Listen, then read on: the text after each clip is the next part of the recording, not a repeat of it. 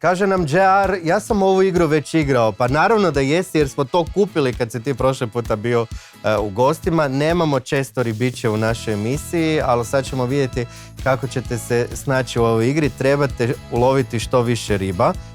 Molim te pokreni igru. Ok. Uzmi si štap koji želiš. Znači ne treba po bojama, samo ovako. Možeš koji želiš.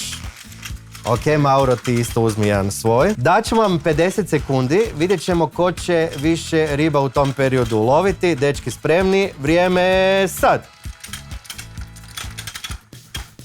JR je već ekspert, Mauro, danas navijamo za tebe. Danas sam vježbao, bilo mi je išlo, ali...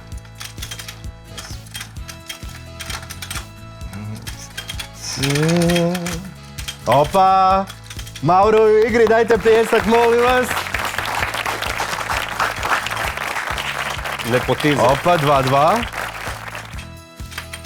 Mauro je u vodstvu.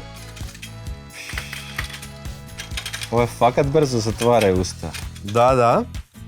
Još 15 sekundi. Ovo su teži od pastrve.